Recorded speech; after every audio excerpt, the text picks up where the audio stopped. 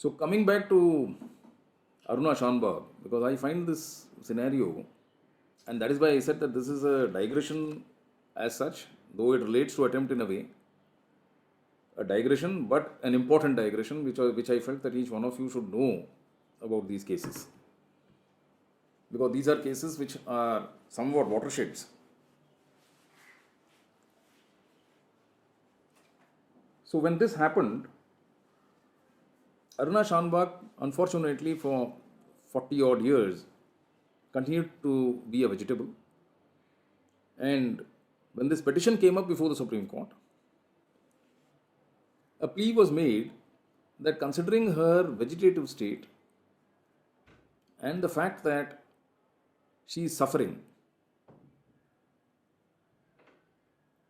euthanasia should be allowed in this matter. So the Supreme Court had the occasion to consider euthanasia, and euthanasia in itself has two aspects to it. One is passive euthanasia, and the other is active euthanasia. Now, active euthanasia would be something where there would be a positive act which is committed in terminating a life. If you go back to the example that I gave when I dealt with its historicity, you can go back to what Socrates did. What Socrates did was positive euthanasia, where it was a conscious decision and he consciously took it and decided to end his life. As in contradistinction to Aruna Shanbag's case, because Aruna Shanbag was not in a position to exercise her will. She was in a vegetative state. She was not in a position to exercise her will, whether to take away her life or not. Now, this posed moral issues as well. There are situations where a person is brought to a helpless state. For instance, he is paralyzed completely. Take the example of my own mother. My mother had a stroke one fine morning, and by the time I could remove her to the hospital, it was a little too late because the stroke damaged her motor senses and she was completely paralyzed from the left side. And she remained on bed in that particular state for 7 odd years. Though her mental faculties were not completely affected. Now, Aruna Shanbag was a case where she had also been essentially reduced to the state of a vegetable, and she was tended by the nurses of KEM in all those years. The entire 43 years, the nurses of KEM, King Edward Medical College in Bombay, which is a very old and hallowed institution, since she was herself an employee of that place, she herself was a nurse of that place, the nurses of that institution decided to look after her. Now, when the Supreme Court considered this issue, the Supreme Court also considered many other factors. One of the factors was that in a case of passive euthanasia, and in a state where the person is literally reduced to a vegetable, first and foremost, you have to first see as to whether there was a possibility in that kind of a state to assess the mind of the patient, number one. So to do that, a medical team was organized and the medical team examined Aruna Shanbag and came back with this, that one, she was tended very well by the nurses out there. They had tended to all her needs. They used to take shifts and they used to look after her. Secondly, certain stimuli she used to respond. For instance, they observed, and interestingly, that she was fond of light music. They also observed that she got disturbed when a lot of people tended to gather into her room. And they also observed that she had a taste but alive, in that when sugar was given, she showed some liking towards it. So the court came to the conclusion that her mind has not been exactly reduced to a vegetable, number one, though she is not able to take a conscious decision. But the interesting part which the court came up with, and it was this, that drawing from Gyan Kaur's matter, the court said that yes, the element of passive euthanasia can be considered in scenarios which become medically hopeless, and in scenarios where the will of the patient cannot be exercised, or in scenarios where the will of the patient got exercised a little earlier prior to coming into this state. That needs to be factored in. And in scenarios where the will cannot be exercised, the next friend of the patient or the person concerned will be taken into consideration. It will be a considered decision of that next friend, and that next friend will happen to be the relatives, the close relatives who are there, or the treating staff, the doctor, the treating doctor, physicians, or the nurses. Now, these were interesting propositions which came up. And in this case, interestingly, considering the entire conspectus, although the court appreciated the efforts which were put by the journalist in approaching the Supreme Court and in approaching other forums for euthanasia, the Supreme Court said that no, she cannot be considered as next of friend. And the Supreme Court said that we would in fact, considering the fact that the Nurses Association also they intervened, saying that since Aruna is exhibiting these features, her life should not be taken away. So they said that the Supreme Court said that we consider the nurses who were treating and the staff of KEM who is treating her to be her next friend. And if they feel that they can continue with her in this form and in this state, that decision should be given to, that decision should be taken by them. So considering that Aruna Shanbhag was not, the right to euthanasia was not exercised at that point of time, though it was recognized in terms of passive euthanasia. And interestingly, Aruna Shanbhag continued to live till 2014 or 15, and then ultimately died of natural causes when complications happened. So that was Aruna Shanbhag's case as such. It has been a subject matter of films also. Some films also have been made on her life. But that is the story of Aruna Shanbhag, and that is the manner in which this concept of passive euthanasia came to the fore. But all this did not end here. In 2018, came a case by the name of Common Causes versus Union of India. And once again, what Justice Kaju and Justice Gyansudha Mishra had decided at that point of time came again for consideration. And presently this entire matter has been referred to a larger bench, that this issue needs consideration even in terms of passive euthanasia. And Gyan Kaur also needs to be visited in terms of what was laid down in it. So the whole matter is now still under consideration before a larger bench, before the Supreme Court. So that is why I said that I will digress, but a digression, and which will leave food for thought to all of you as to whether euthanasia should be recognized, whether euthanasia would be violative of Article 21, and what should be the response of a state, even in terms of legislation, if at all it is to come forth.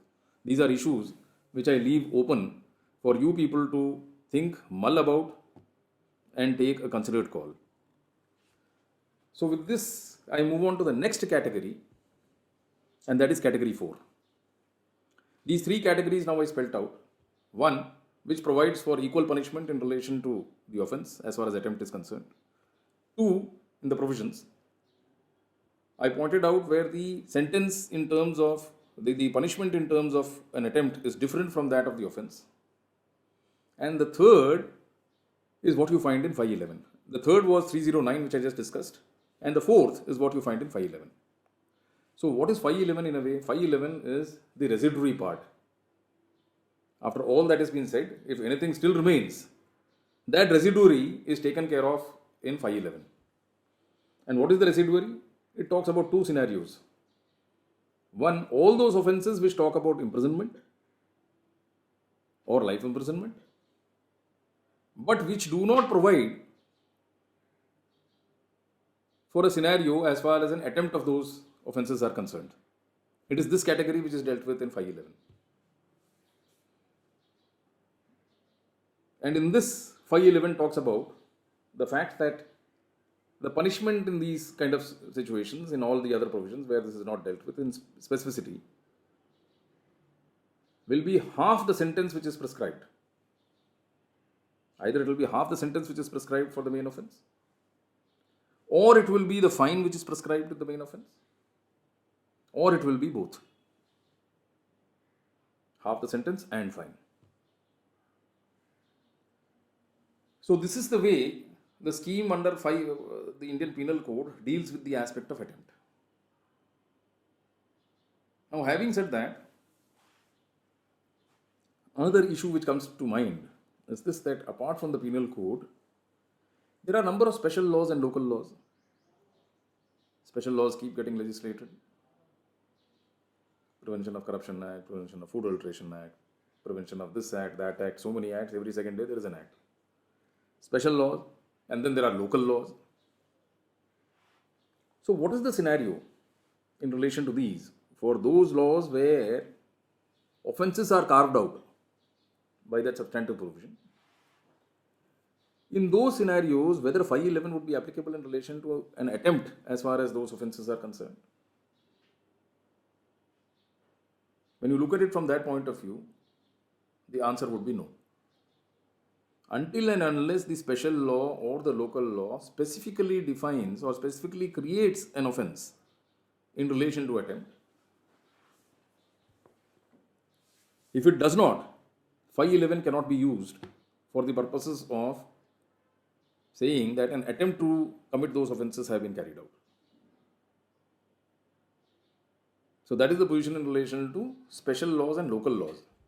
But however, if an attempt has also been created as an offence in those special laws and local laws, then how that attempt is to be considered, what are the parameters which will essentially bring it within that ambit, for that a kind of a parallel can be drawn from 511 to consider those kind of attempts in relation to special acts and local acts. It is only and only if it is specifically defined. So now, having said that, because when I spoke about preparation, before this I had spoken about preparation, and I had said that there is a very thin line between preparation and attempt as such. And invariably, as a defense lawyer, whenever cases of attempt come, one of the defenses which is taken, and one of the better defenses which is taken when you defend such matters, is that the offence was not inchoate, it was incomplete, I was still at the stage of preparation. If you were at the stage of preparation, you cannot be punished. I had spoken in terms of that, because that is something which the prosecution will find it difficult to prove. Because there was this concept of the ability to repent. In preparation, when I spoke about preparation, there is a concept which came as locus penitentiae. That locus penitentiae is giving or according an opportunity to the accused to repent. And when he exercises that, then he is still at the stage of preparation. He has not crossed that Lakshman Rekha, so called. To abduct Sita, there was a Lakshman Rekha which was drawn, and Ravana had to go past it. So long as he stood across from that Lakshman Rekha is one thing. Either he drew her out or he crosses it and brings her in. So the Ramayana says that he drew her out. He enticed her by going a little further and told her to give some alms, and she managed to go across without knowing, and then he abducted her. So long as he was outside that Rekha and he was trying to convince her, till that stage it was preparation. Even attempt was not there. If you look at it from the dimension of the penal code and from the dimension of attempt. So therefore, coming back to attempt again, there are 3-4 scenarios which you will come across the courts while dealing with it over a period of time have always grappled with this problem, that where is that line, where is that Lakshman Rekha, how to draw that line, where to draw that Lakshman Rekha, where does preparation end and attempt begin. So this has always been a problem. So while dealing with these issues, 3 kinds of scenarios cropped up, and one was what is known as the proximity test.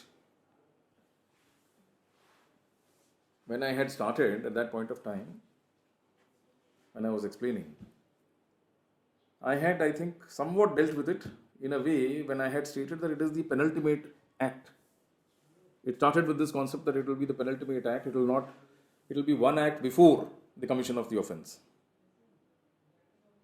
Now this view that it will be one act before the offense is being committed was again subject to a lot of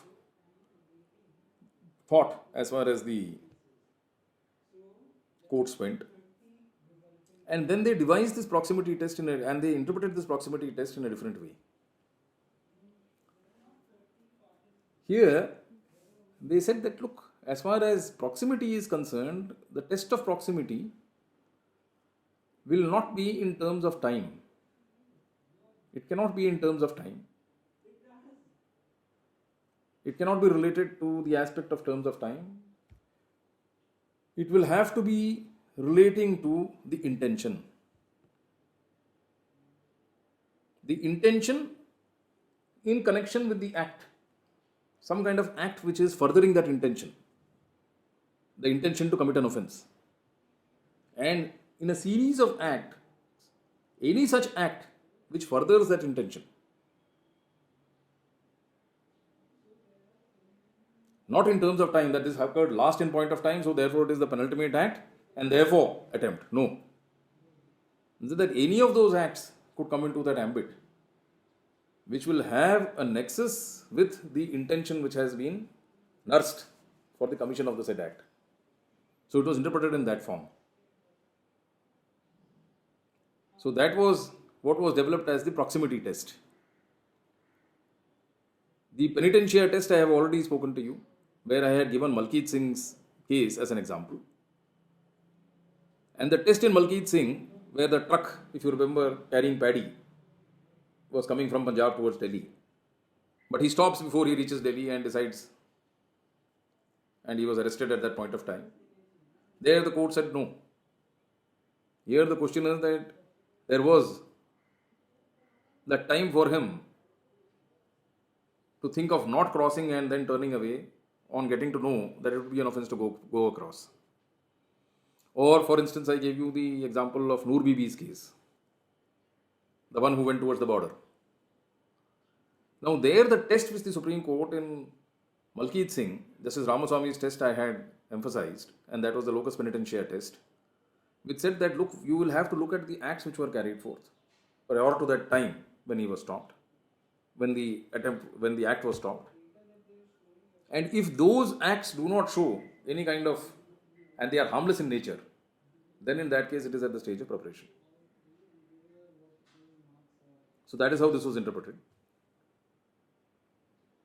The third aspect which the court on occasions considered was what was known as the equivocality test. Now equivocality meant that the act had to be such which could only point to a connection with the intention. If it pointed to any other connection, now this will be interesting from the point of view of a defense lawyer. So this is the second defense which you can get. The second defense could be that, look, the intention was not to do this, the intention was to do something else. So if that be the case, and if it does not unequivocally point to that particular intention, then the offense of attempt will not be complete. So this was the third. Now, considering all this, when we look at 511, there is another very interesting scenario which comes into play, and which is in terms of impossibility of an attempt. Now, this is also a very interesting scenario which all you lawyers will face at some point of time. I also faced it to my detriment. I don't say that I got away with it. I am still at the stage of appeal in some matter which relates to that. The question is that there is impossibility, right? And yet an attempt is made. Will it constitute? Yet an act is done. Will that constitute an attempt? Now, for example, take the two examples or the illustrations which are given in 511. There is no such thing called impossibility which is mentioned in the IPC, in 511 as such, but the illustration points towards it. Now let us look at the illustration. There are two illustrations. The first illustration relates to a person who is trying to commit a theft in relation to removing jewelry from a jewelry box of a jeweler. But once he does the act and he opens the box, he finds that there is no jewelry in it. The illustration says that it will be an attempt. The second one is interesting. I am a pickpocket. I put my hand into the pockets of Asim in a bus. But Asim is a lawyer who is not making money these days. So there is no money in his pocket. So the question is that have I committed the offense? Illustration 2 says, yes, you have committed the offense. Have a look at the illustrations. Both the illustrations talk about this. 511, if you look at the illustrations, they will talk about this scenario. In COVID's times, which lawyer has money? But then, even pickpockets have to make a living. So they will put their hands into your pocket. So 511, if you see the illustration, A makes an attempt to steal some jewels by breaking open a box and finds after so opening the box that there is no jewel in it. He has done an act towards the commission of theft and therefore is guilty under this section. The first illustration. Now see the second illustration. A makes an attempt to pick the pocket of Z by thrusting his hand into A's pocket. A fails in the attempt in consequence of Z's having nothing in his pocket. A is guilty under this section. So don't put your hand into anybody's pocket, huh? Even though you know in COVID's times, nobody has money. So now what is the kind of scenario in which one was confronted? Now these cases of cheating, for instance, offense of cheating, it is not necessary that the person concerned should be cheated. If you have moved in the direction of the commission of deceit, you have tried to deceive somebody, you have moved in that direction, you have made a false representation, which could have induced an action of a particular nature. In that kind of a scenario, attempt to cheat will be made out. And this is the kind of scenario which you people will invariably be confronted with. I was confronted with a similar one, wherein a government tender required certain criteria to be fulfilled. There was a misrepresentation made that those criteria had been fulfilled.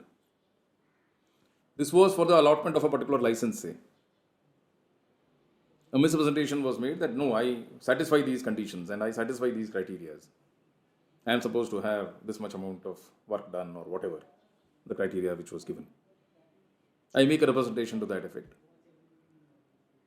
Though I may not be considered, I may not have won the tender, the very fact that I made those representations and submitted it, the offense stands complete. Whether the person concerned got deceived or not is a different issue. There could be another scenario. There is an attempt being made to deceive, but the person who is getting deceived is being already apprised of the deceit by somebody else, that this fellow is going to practice deception on you. So he doesn't get deceived. In that kind of a scenario also, attempt to cheat will be completed. Attempt will be completed.